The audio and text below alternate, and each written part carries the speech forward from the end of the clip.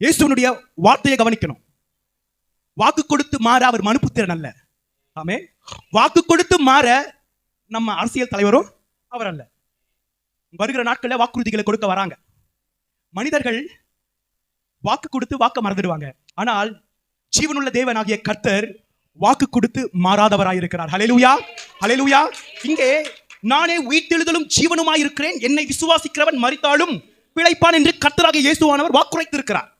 அவர் கொடுத்த வாக்கை சிலுவையிலே நினைவு கூறுகிறார். கவனிங்க, இந்த கள்ளன் தேவனுக்கு பயப்படுகிறது இல்லையா என்று கர்த்தர் பேரிலே தேவன் என்று விசுவாசித்தான். அது அவருக்கு நீதியா எண்ணப்பட்டது. இயேசுவினுடைய துக்க காலத்தில், வேதனை காலத்தில் அது கர்த்தருக்கு மனமகிழ்ச்சியா இருந்தது, அவனுடைய வாயின் வார்த்தை. அதே நேரத்தில் அவன் விசுவாசித்தான், ஆகபடியாலே மரித்தாலும் பரதேசியிலே அவன் பிழைப்பான். அதை நினைவு கூர்ந்தாரியா, அதை நினைவு கூர்ந்தாரியா. வாக்குமாறா தேவன் அவர் எங்க நினைவு கூறாரு பாருங்களேன். சிலுவையில் இருக்காரு. அவர் சொன்ன மார்த்தாளோடு சொன்ன வார்த்தை அது.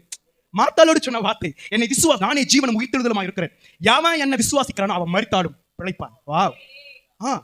இப்போ கல்லனை நோக்கி பார்த்து அவன் நீதிமானாய் எண்ணப்பட்டான்.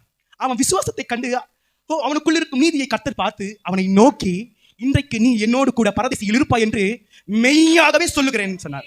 அல்லேலூயா. நான் வாக்கு கொடுத்து மாறவன் கிடையாதுடா, மெய்யாகவே சொல்றேன். நீ என்னை விசுவாசித்தல, நீ இன்றைக்கு சரீரத்திலே மரித்தாலும் பரதேசியிலே பிழைப்பாய் என்று அவனுக்கு வாக்குரைத்தார். அல்லேலூயா, அல்லேலூயா.